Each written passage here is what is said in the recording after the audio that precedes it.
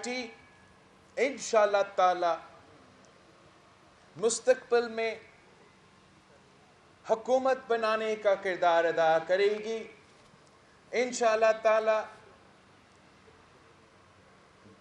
آنے والے وقت میں پاکستان پیپلز پارٹی نہ صرف وفاقی حکومت میں حکومت سازی کرے گی مگر صوبائی حکومت میں بھی انشاءاللہ تعالی پاکستان پیپلز پارٹی ہی حکومت بنائے گی.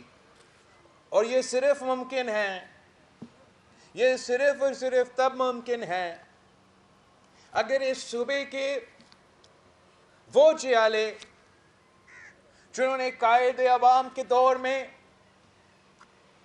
جی اے بھٹو کا نعرہ لگایا تھا، جنہوں نے شہید درانی کے دور میں وزیر اعظم بے نظیر کے نعرے لگائے تھے، جنہوں نے صدر زرداری کے دور میں پاکستان کھپے کے نعرے لگائے تھے، اگر ہم سب مل کے پورا ملک میں محنت کریں تو کوئی وجہ نہیں ہے کہ وفاق کی زنجیر پیپلز پارٹی اس پورے ملک میں راج کرے اور عوامی حکومت لے کر آئے.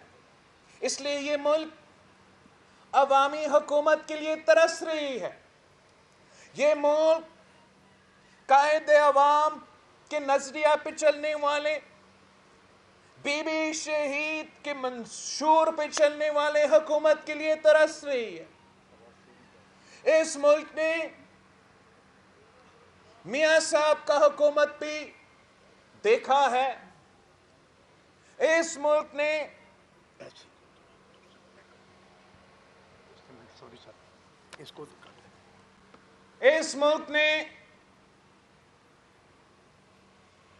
خان صاحب کی حکومت بھی بھگتا ہے اور ان کو یاد ہو رہا ہے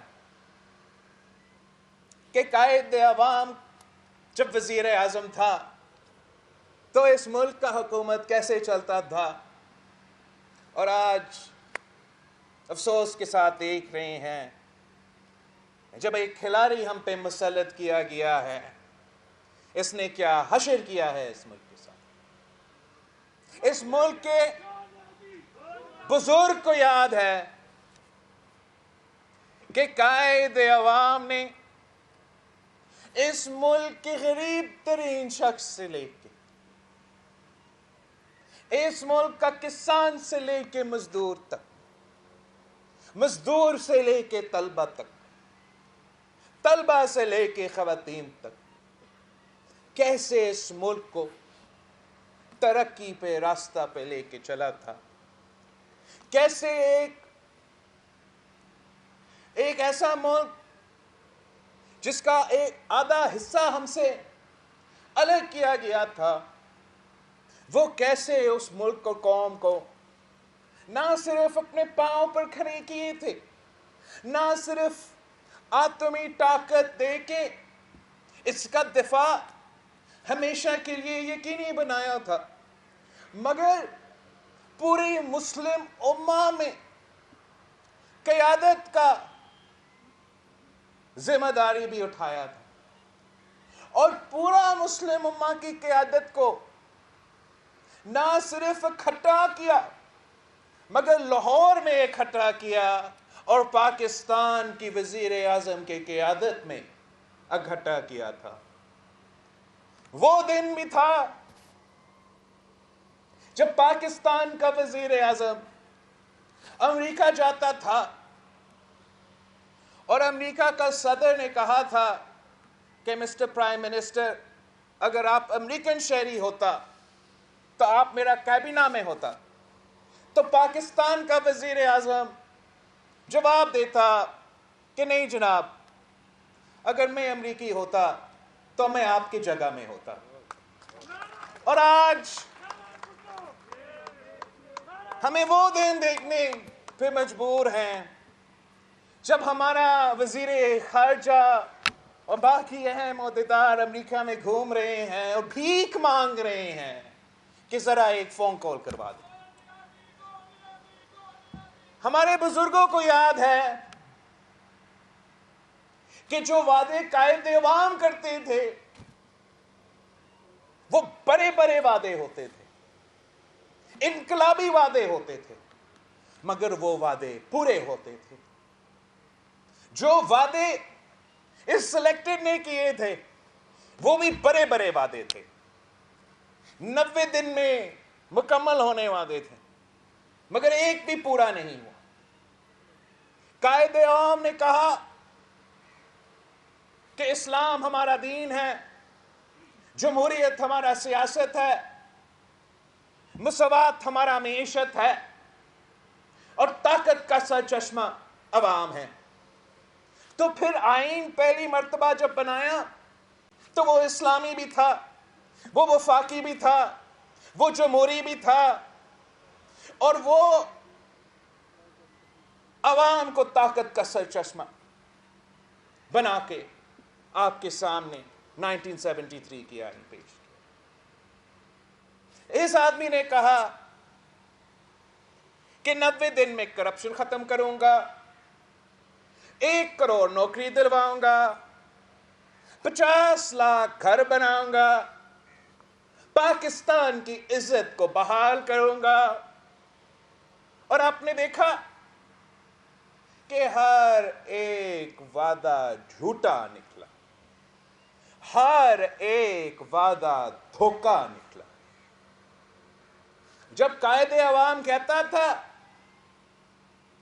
کہ میں غریب کو طاقتور بناؤں گا، جب قائد عوام نے اس ملک کے کسانوں سے وعدہ کیا تھا کہ میں سرداری نظام ختم کروں گا، تو اس نے وہ وعدہ پورا کر کے دکھایا اور کسانوں کو زمینوں کا مالک بنا دیا۔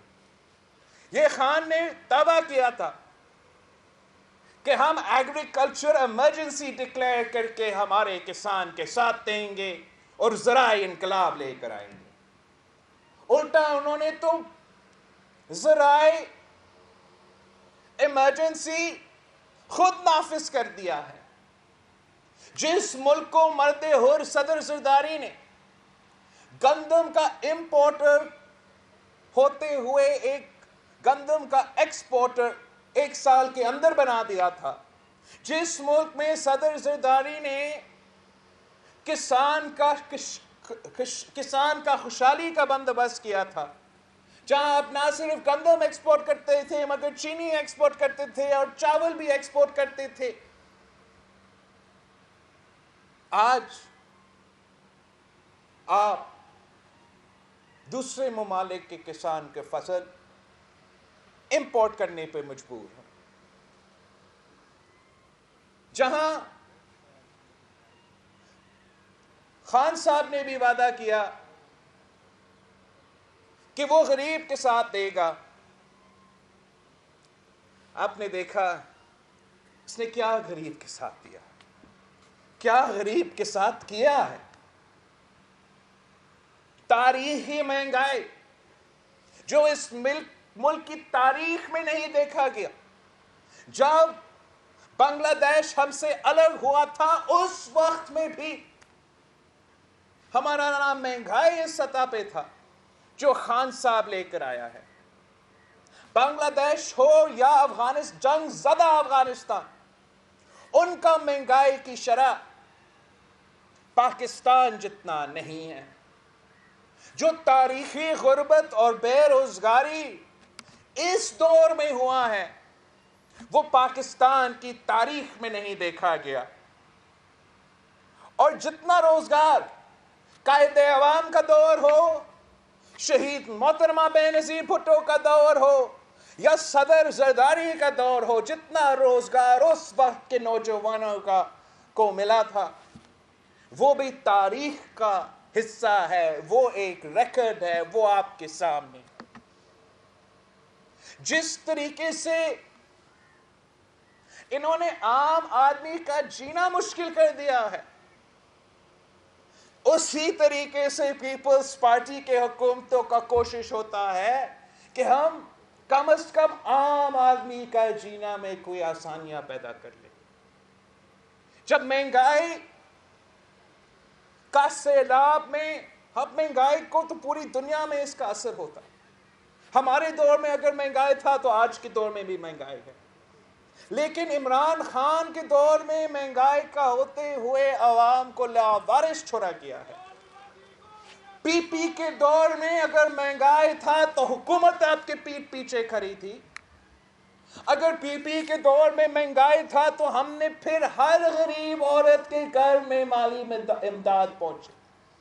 اگر پی پی کے دور میں مہنگائی تھا تو ہم نے خان کی طرح تنخواہ اور پینشنز میں کٹوتی نہیں کی، ہم نے اضافہ کیا اور تاریخی اضافہ کیا. مہنگائی تھا تو ہم اپنے تنخواہ دار طبقہ کو اکیلا نہیں چھوڑنا چاہ رہے تھے. یہی تو وجہ ہے کہ ہم نے 120% اضافہ کیا کہ اگر مہنگائی ہو رہا ہے تو ان کو کچھ تحفظ ملے. ہم نے پینشنز میں 100% اضافہ کیا تاکہ ہمارے بزرگ اس مشکل وقت میں جب مہنگائی کی وجہ سے ان کی دوائیوں کی قیمت میں اضافہ، ان کے کھانے کی پینے کی اشیاء کی قیمت میں اضافہ، حکومت کی طرف سے مدد ہو. اور یہ اتنا ظالم حکومت ہے، یہ اتنا عوام دشمن حکومت ہے کہ وہ مہنگائی کا ہوتے ہوئے، تاریخی غربت اور بے روزگاری کے ہوتے ہوئے کیا کر رہے ہیں؟ 1 کروڑ نوکریاں دینے کے بجائے جن کے پاس روزگار پہلے سے موجود تھا ان سے بھی روزگار چھین رہے ہیں. وہ چاہ سٹیل مل کے 10,000 خاندان ہو، یا وہ سپریم کورٹ میں جو کیس جس میں ہم انشاءاللہ تعالی ریویو کریں گے وہاں بھی لڑیں گے، پارلیمان میں بھی لڑیں گے، سڑکوں پہ بھی لڑیں گے، جہاں 20,000 خاندانوں کو بے روزگار کروا دیتی گیا. اس سفر پہ ایک ایسا جگہ نہیں رہا ہے جہاں میں پہنچا ہوں اور ایک ایسا خاندان نہیں ملا ہوں جو اس فیصلہ سے متاثر ہوئے ہیں. شکارپور میں لوگ میرے گاڑی کو روکے کہ ہم روزگار کر رہے تھے اور اس ظالم حکومت نے ہم سے روزگار چھینا. ویہاری میں ڈیپیوٹی کوئی آئی بی کا عہدہ، بڑا عہدہ پہ کام کرنے والا آدمی ملا کہ اس کو بھی بے روزگار کر دیا گیا. لودرا میں سوئی گیس میں کام کرنے والے ایک آدمی مجھ سے ملا، اس کو بھی بے روزگار کر دیا. پیپلز پارٹی وہ واحد حکومت ہے جو روزگار دیتی ہے. اگر 90 کی دہائی میں ان کا روزگار چھینا گیا تو میاں صاحب نے چھینا تھا، پھر ہمارے دور میں بحال ہوا تو خان صاحب نے چھینا ہے. انشاءاللہ تعالی آپ کی محنت کی نتیجے میں ہم پھر سے حکومت میں آئیں گے، اور جب ہم پھر حکومت بناتے ہیں ہم سب سے پہلے ہر وہ شخص جو گلگت بلتستان سے لے کے کوئٹہ تک بے روزگار ہو چکے ہیں ان کو بحال کریں گے. پھر انشاءاللہ تعالی ہم نوجوان نسل کے لیے بھی روزگار کا بندوبست کریں گے. اور ہمارا کام ہوگا، ہمارا حکومت کا یہ کام ہوگا کہ جگہ جگہ اب یہ انشور کرے کہ جو بے روزگار ہے ہم کیسا ان کے لیے روزگار کا بندوبست کر سکیں. جن کا اہلیت ہے، جن کا میرٹ بنتا ہے، انشاءاللہ ان کو بھی موقع ملے گا. جن کو زیادہ سکلز کی ضرورت ہے، جن کو زیادہ ٹریننگ کی ضرورت ہے، ان کا ٹریننگ کروایا جائے گا، سکھایا جائے گا تاکہ ہم ہر کسی کا بندوبست کر سکیں. ہم یہ نہیں سوچیں گے کہ حکومت کا کام ہے لوگوں سے چھیننا، حکومت کا کام ہے لوگوں کو اکوموڈیٹ کرنا. جب عوامی حکومت ہوتا ہے تو عوام کے ڈکٹیشن پہ حکومت چلتا ہے. جب عوامی نمائندوں کی حکومت ہوتا ہے تو عوام کے مفاد ہمیشہ سوچتا ہے. انشاءاللہ تعالی آپ اپنا جدوجہد تیز کریں، آپ اپنا محنت تیز کریں۔ ہم نے جگہ جگہ پہنچنا ہے۔ ہم نے ایک طرف اس نالائق، نااہل، ناکام ترین، ناجائز حکومت کو لڑکانا ہے اور بھگانا ہے، تو ہم نے دوسرے طرف اپنے دوستوں کو مجبور کرنا ہے کہ جو ہم نے آپ کو راستہ دکھا دیا تھا، جو ہم نے یوسف رضا گیلانی صاحب کو منتخب کر کے اس حکومت کا خاتمہ کا بندوبست کر دیا تھا، اب آپ یہ دوگلا پالیسی نہیں چلے گا، یا آپ اپوزیشن کا حصہ میں کھڑا ہو، اپوزیشن کا رول ادا کرے، یا آ کے اعلان کرے کہ آپ حکومت کے سہولت کار ہو۔ یہ کیسے ممکن ہے کہ ہم نے ان کا اکثریت کو اقلیت میں تبدیل کر دیا، لانگ مارچ کا اعلان کر دیا، اور آپ اس وقت بھی پیچھے ہٹے؟ آج ہم تو جگہ جگہ جا رہے ہیں۔ ہم نے آپ کے بیٹھے آپ کو سمجھانے کی کوشش کی، آپ نے ہمیں چیلنج کیا، ہم نے اپنا پولیٹیکل کیپٹل سٹیکس پہ رکھ کے آپ کو کر کے دکھایا۔ اب ہم آپ کو مجبور کریں گے، ہم آپ کو مجبور کریں گے کہ آپ اپوزیشن کا کردار ادا کریں، بزدار کو گھر بھیجے، عمران کو گھر بھیجے، الیکشنز کروائے، صاف و شفاف الیکشنز ہوں گے، اور انشاءاللہ تعالی جیسے حکومت بنتا ہے وہ عوامی حکومت ہوگا اور عوام کے رائے سے چلے گا۔ ایسے نہیں ہو سکتا ہے، ایسے نہیں ہو سکتا ہے کہ ووٹ کی عزت کی بات ہو اور جب ووٹ کا استعمال کا وقت آیا بھاگ جائے۔ ایسے نہیں ہو سکتا ہے کہ ووٹ کی عزت کی بات ہو اور بائی الیکشنز کی وقت ہو تو آپ بوائیکاٹ کی بات کرے۔ ایسے نہیں ہو سکتا ہے کہ ووٹ کی عزت کی بات ہو مگر سینٹ کے الیکشن کا موقع آتا ہے تو وہاں بوائیکاٹ کا بات ہو۔ ایسے نہیں ہو سکتا ہے کہ ووٹ کی عزت کی بات ہو تو ہم کہیں کہ ووٹ استعمال کرو، بزدار کو بھگا دو، ووٹ استعمال کرو، عمران کو گھر بھیجو، عوام تنگ ہے، عوام ناراض ہے، آپ کی وجہ سے ہم سے بھی ناراض ہو رہے ہیں۔ اگر آپ ووٹ کا عزت کرتے ہو تو آپ اپنا ووٹ استعمال تو کرو، بزدار کو چیلنج کرو، مل کے مقابلہ کرو۔ یہ گر جائے گا، یہ کٹ پتلی کا کٹ پتلی ہے، اور جب کٹ پتلی کا کٹ پتلی گرے گا تو عمران خود بخود گر جائے گا۔ آپ ہمت پکڑے، آپ ہمت پکڑے، آپ عوام کا سوچے، کسی کی انا، کسی کا پرسنل پریفرنس کو ترجیح نہ دے۔ ہم نے مل کے پنجاب کو بچانا ہے۔ اگر آپ تیار نہیں ہوئے تو عوام آپ کو معاف نہیں کریں گے۔ اگر آپ بزدار کو چلاتے رہتے ہو اپنا ذاتی سیاسی مقصد کے لیے تو پنجاب کی عوام آپ کو معاف نہیں کرے گی۔ آپ تو جب ہم آپ کے ساتھ تھے آپ کہتے تھے کہ استعفا کے بغیر کام نہیں چلے گا، تو اب آپ کے لیے چیلنج ہے، یا آئے ہمارے ساتھ مل کے وار کرے، ہمارے ساتھ مل کے اپنے ووٹ استعمال کرے۔ اگر نہیں تو اپنا ہی بات مان لے، اپنا ہی دعویٰ پہ عمل کرے، ویسے آپ کا ووٹ کا فائدہ ہی نہیں رہے گا تو استعفا ہی دے دیں.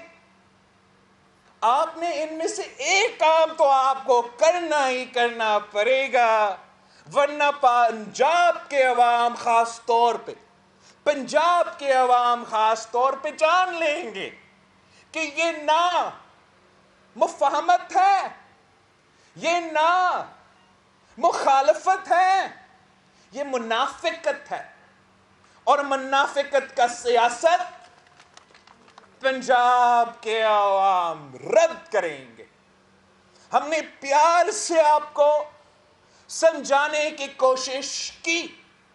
ابھی انشاءاللہ تعالی ہم اپنے محنت سے، اپنے سیاسی جد و جہد سے آپ کو بھی مجبور کریں گے. اور اس ظالم جنہوں نے میرے عوام کا پیٹ پہ ڈاکہ مارا ہے، اس سلیکٹڈ جس نے ہمارے عوام کا جیب پہ ڈاکہ مارا ہے، اس نالائق، نااہل ترین، ناجائز وزیر اعظم جس نے آپ کے ووٹ پہ ڈاکہ مارا ہے، ہم اس سے حساب لیں گے. آج نہیں تو کل ہم اس سے حساب لیں گے. اور جب حساب لینے کا وقت ہوگا تو یہ اکیلا ہی رہے گا. آپ سب کا بہت بہت شکریہ. آپ پیپلز پارٹی کا منشور کو ہاتھ میں لے کے گھر گھر جائیں، ہر کسی کے پاس جائیں کہ ماضی میں جو ہوا وہ سو ہو چکا. اب ہم نے نیا تاریخ رقم کرنا ہے. اب جو نوجوان نسل ہے انہوں نے اپنا کردار ادا کرنا ہے اس ملک کی قسمت تبدیل کرنے میں. انشاءاللہ تعالی ہم پھر سے جلد ملیں گے.